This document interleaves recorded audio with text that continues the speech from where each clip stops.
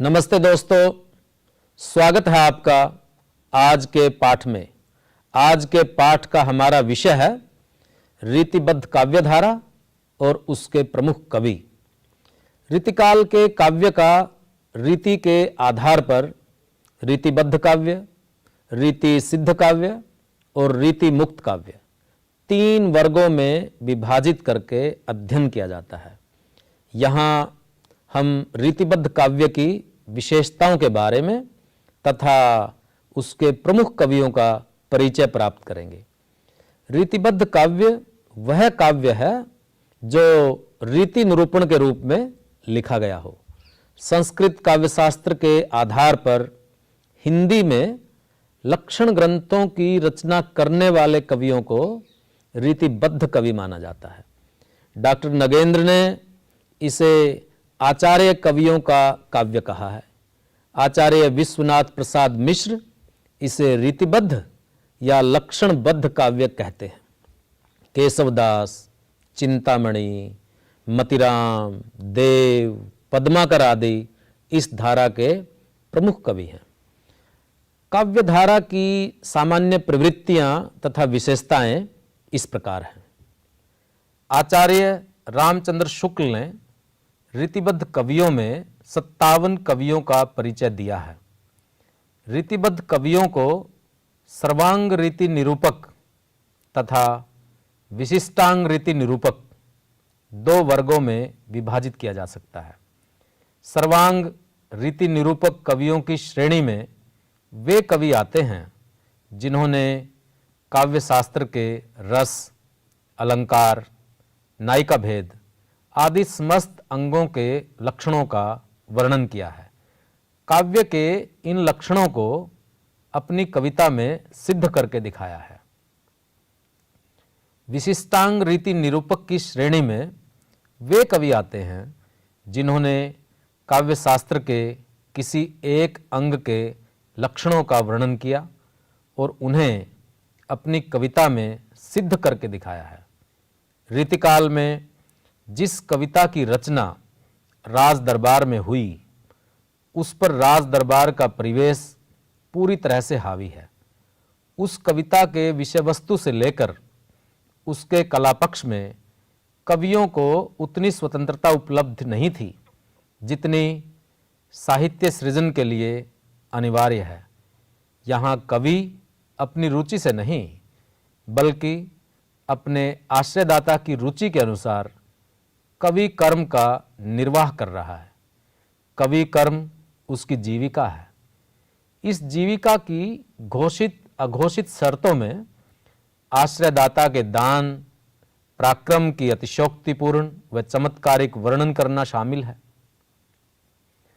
अपने आश्रयदाता का मनोरंजन करना भी कवि के काम में शामिल है। इस सब के बीच कवियों के बीच प्रतिस्पर्धा में अपना स्थान बनाए रखना भी चुनौती है। श्रृंगारिकता, अलंकारिकता, चमत्कारिकता तथा आचार्यत्व रीतिकालीन दरबारों में रचे गए साहित्य की प्रमुख विशेषताएं हैं। श्रृंगारिक काव्य का आधार है नायक, नायिका। विशेष तौर पर नायिका का नख शिख वर्णन इनका प्रिय विषय है। मानव शरीर को आधार बनाकर काव्य रचना करना निषिद्ध नहीं है, लेकिन रीतिकालीन नखशिख वर्णन रूढ़िबद्ध और अव्यक्तिक है। इसमें नायिका के रूप के मादक पक्ष ही प्रमुख तौर पर उभरे हैं। दरअसल आश्रयदाताओं को नारी के विलासात्मक रंगीले और भड़कीले चित्र तुष्ट करते थे। नारी का एक ही रूप उन्हें भाता था, विलासिनी प्रेमिका का। एकांगी दृष्टिकोण के कारण जीवन के सामाजिक पक्ष अनदेखे रहे। काव्यांगों को आधार बनाकर लक्षण और लक्ष्य ग्रंथों की परिपाटी का निर्वाह किया। काव्यशास्त्रीय मौलिक उद्भावनाओं की यहाँ कमी जरूर खलती है। चमत्कार प्रदर्शन की प्रवृत्ति कवि कर्म के अन्य पक्षों पर इतनी हावी है कि काव्य की स्वाभाविकता को समाप्त कर दिया है। बचा है केवल प्राणहीन व नीरस परंपरा निर्वाह। राज दरबार में रचे गए काव्य की अलंकार प्रधानता और चमत्कार पैदा करने की वाहवाही लूटने के लिए मुक्तक काव्य शैली अधिक अनुकूल थी। दोहा, कवित्त और सवैया छंदों को अपनाकर नाद तत्व का विधान किया। दोहा छंद का खूब विकास हुआ। दोहे की संक्षिप्तता में अद्भुत अर्थ भंगिमाएं देखने को मिली हैं। रीतिकाल के कवियों की मुख्य भाषा ब्रज है। यद्यपि अवधि में भी रचनाएं प्राप्त हुई हैं। ब्रज भाषा में निखार आया और अपने चरमोत्कर्ष पर पहुंची। आचार्य भिखारीदास ने कहा है, तुलसी गंग दुओ भय, सुकविन के सरदार, इनके काव्यन में मिली भाषा विविध प्रकार। रीतिबद्ध व रीतिसिद्ध काव्य में जहाँ तहाँ भक्ति और नीति संबंधी सूक्तियाँ मिल जाती हैं। श्रृंगार के साथ साथ भक्ति की रचनाएं भी हैं। भक्ति का श्रृंगारीकरण भी यहाँ दिखाई देता है। अब हम रीतिबद्ध कवियों के जीवन, उनके परिवेश व उनकी साहित्यिक क्षमता का परिचय प्राप्त करेंगे। केशवदास का जन्म 1555 में बेतवा नदी के किनारे पर स्थित ओरछा नगर में हुआ माना जाता है। ओरछापति महाराज इंद्रजीत सिंह के ये आश्रय में रहे। इंद्रजीत सिंह ने उनको 21 गांव उपहार में दिए। वीर सिंह देव के आश्रय में भी ये रहे। केशवदास राजनीति, साहित्य, संगीत, धर्मशास्त्र, ज्योतिष और वेदक आदि विषयों के ज्ञाता थे। केशवदास ने हिंदी में रीति अनुसार काव्य रचना आरंभ की थी। उन्होंने लक्षण लक्ष्य ग्रंथों की रचना की। उनकी प्रमुख प्रामाणिक रचनाएं हैं कवि प्रिया, रसिक प्रिया, रामचंद्रिका, वीर चरित्र, वीर सिंह देव चरित्र, जहांगीर जसचंद्रिका, विज्ञान गीता। रसिक प्रिया में 9 रसों का परिचय दिया और श्रृंगार रस का विवेचन किया। केशवदास ओरछापति महाराज इंद्रजीत के दरबार में थे। वहाँ प्रवीण राय नामक गणिका थी। वह इनकी शिष्या थी, काव्य रचना सीखती थी। प्रवीण राय के लिए कवि प्रिया की इन्होंने रचना की थी। कवि प्रिया में काव्य दोषों, रीतियों, अलंकारों का वर्णन है। गोरो गात पाकरिन लोचन लमात मुख, उर्जातन की बात अवरोहिए, कहती बात फूल से झरत जात, ओठ अवदात राती रेख मन मोहिए, श्यामल कपूर धूर की ओढ़नी ओढ़ उड़ी, धूर ऐसी लागी कैसो उपमा न टोहिए, काम की दुल्ही सी काके कुल उल्ही, सुलहलही ललित लतासी लाल सोहिए। रसिक प्रिया में नायिका भेद का वर्णन भी किया गया है। केशव अलंकार को कविता के आभूषण के रूप में स्वीकार करते हैं। इनकी कविता में चमत्कृत उक्तियां, उक्ति वैचित्र्य तथा अलंकारों की भरपूर मात्रा है। उनका मानना था कि अलंकार काव्य की शोभा है। जैसे आभूषण स्त्री की सुंदरता में 4 चांद लगाते हैं, वैसे ही कविता की शोभा अलंकारों से होती है। यद्यपि सुजाति सुलक्षणी, सुबरन सरस सुवृत, भूषण बिनन विराजई, कविता वनिता मित। केशवदास की रचनाओं की भाषा ब्रज है। बुंदेली और संस्कृत का प्रभाव उनकी भाषा पर स्पष्ट तौर पर दिखाई देता है। आचार्य मतिराम 1603 ईस्वी में उत्तर प्रदेश के फतेहपुर के बनपुर नामक स्थान पर जन्मे मतिराम आजीवन अनेक आश्रयदाताओं के संरक्षण में रहे। सम्राट जहांगीर के दरबार में रहे, बूंदी नरेश राव भाव सिंह हाड़ा के दरबार में दरबारी कवि रहे, स्वरूप सिंह बुंदेला तथा महाराज शंभनाथ सोलंकी के दरबार में भी ये कवि रहे। मतीराम ने अपने आश्रयदाताओं की प्रशंसा में अनेक प्रशस्तियां लिखी। सम्राट जहांगीर की आज्ञा से फूल मंजरी ग्रंथ की रचना की। राजा भाव सिंह के दरबार में रहकर अलंकार पंचाशिका व वृत्त कौमुदी और ललित ललाम की रचना की। मतीराम ने अपने आश्रयदाता के सम्मान में प्रशस्तियां लिखी। बूंदी नरेश भाव सिंह का यशोगान करते हुए मतीराम ने उनकी दानवीरता का वर्णन किया है। फूल मंजरी, लक्षण मंजरी, साहित्यसार, रसराज, ललित ललाम, अलंकार पंचाशिका, सतसई, वृत्त कौमुदी ये मतीराम की प्रमुख रचनाएं हैं। मतीराम का साहित्य प्राय राज्याश्रित ही रचा गया है। आचार्य मतीराम ने ललित ललाम में अलंकारों का विवेचन किया है। रसराज लक्षण ग्रंथ उनकी ख्याति का मुख्य आधार है। इसमें श्रृंगार रस, उसके आलंबन, नायक नायिका के भेदों का सांगोपांग विवेचन किया गया है। मतीराम ने नायिका भेद के वर्णन में नखशिख वर्णन करते हुए रूप सौंदर्य के परिवर्तित रूप का मोहक वर्णन किया है।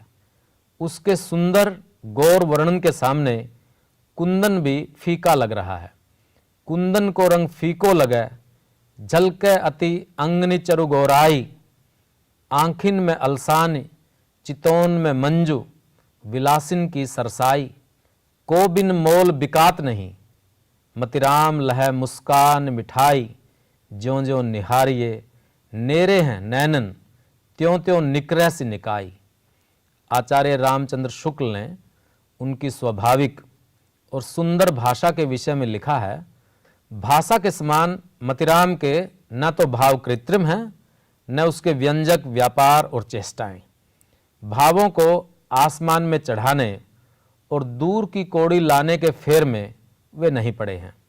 दिन दिन दूनी संपत्ति बढ़त जात, ऐसो याको कहू कमला को बराबर है, हेम हाय हाथी हीर बक्सी अनूप निधि, भूपिन को करत बिखारिन को घर है, मतीराम और जायक जहान सब, एक दाने सगु साल नंदन कोकर है, राव भाव सिंह के दान की बड़ाई देख, कहा काम छंद है, काहुन सुत तरु है। देव रीतिकाल के प्रतिनिधि कवि देव का जन्म उत्तर प्रदेश के इटावा में सन 1673 में हुआ था। देव एक ऐसे कवि थे जो किसी राजसभा में जमे नहीं, जगह जगह भटकते रहे। अनेक आश्रयदाताओं के यहाँ रहकर कविताएं रची। इनके आश्रयदाताओं में औरंगजेब के पुत्र और हिंदी कविता के प्रेमी आजम शाह भी थे। उनके आश्रयदाताओं में एक थे भोगीलाल, कविता के प्रशंसक थे। इन्होंने देव की कविता पर खुश होकर लाखों की संपत्ति दान दी। सन 1767 में उनकी मृत्यु हुई। देव के काव्य ग्रंथों की संख्या 52 से 72 तक मानी जाती है। उनमें से रस विलास, भाव विलास, काव्य रसायन, भवानी विलास आदि देव के प्रमुख ग्रंथ माने जाते हैं। अष्टयाम और भाव विलास को औरंगजेब के बड़े पुत्र आजम शाह को सुनाया था। इसमें रात दिन के भोग विलास की दिनचर्या का वर्णन है।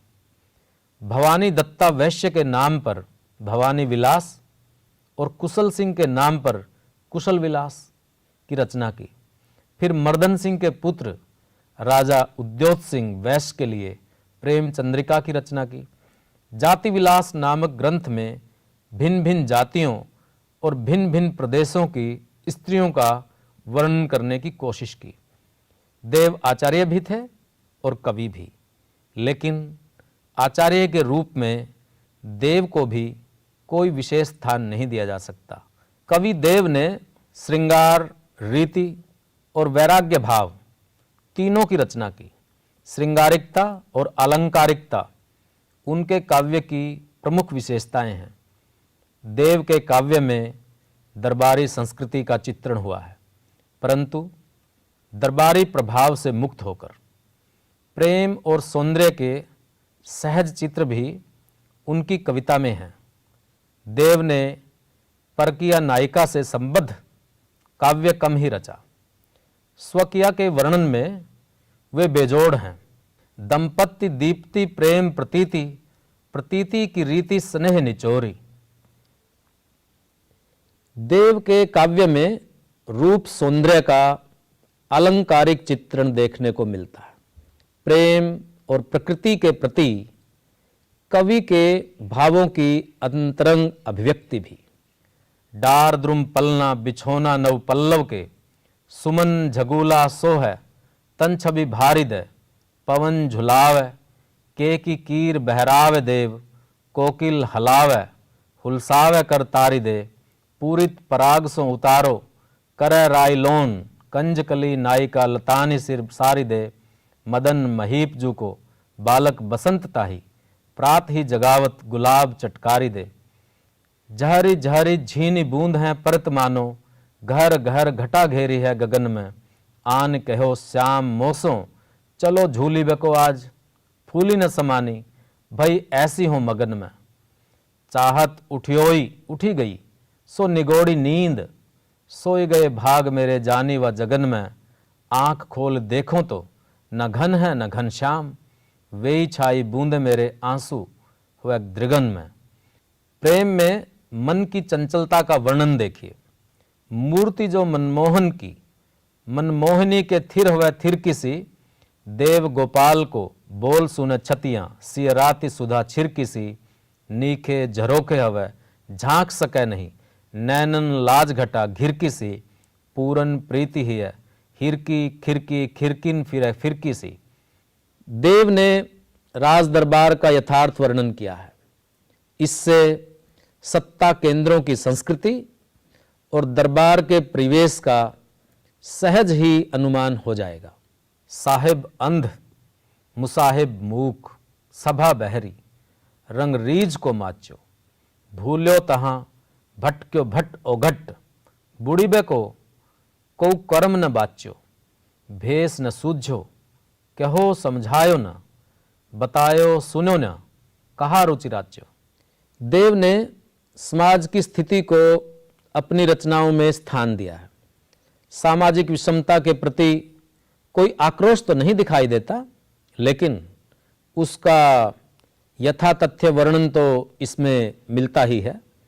सामाजिक विषमता के बारे में उन्होंने लिखा कि है उपजे रज बीज हितें, बिन सेहूं सबे छिति छार के छाड़े, एक से देख कछु न बिसेख, जो एक उन्हार कुंभार के भांडे, तापर आपुन ऊंच हवै, ओरन नीच के पाए पुजावत चांडे, बेदन मूंद करी इन दूंदी, सुसूद अपावन पावन पांडे। पद्माकर। रीतिकाल के ब्रज भाषा कवियों में पद्माकर का महत्वपूर्ण स्थान है। पद्माकर का जन्म बांदा में हुआ। अवध बादशाह में सेना के बड़े अधिकारी हिम्मत बहादुर के आश्रय में हिम्मत बहादुर विरोधावली नामक वीर रस की पुस्तक की रचना की। सितारा के महाराज रघुनाथ राव ने पद्माकर को 1 हाथी, 1 लाख रुपया और 10 गांव दिए। जयपुर के महाराज प्रताप सिंह और उनके पुत्र महाराज जगत सिंह के आश्रय में काफी समय तक रहे। उनके नाम पर प्रसिद्ध ग्रंथ जगत विनोद की रचना की। काव्य रसिकों के लिए जगत विनोद महत्वपूर्ण रहा है। जयपुर में ही दोहा छंद में पद्माभरण नामक अलंकार ग्रंथ की रचना की। उदयपुर के महाराजा भीम सिंह के दरबार में भी गए थे और महाराणा साहब की आज्ञा से गणगौर के मेले का वर्णन किया था। ये ग्वालियर के महाराज दौलत राव सेंधिया के दरबार में भी गए और यह कवित पढ़ा।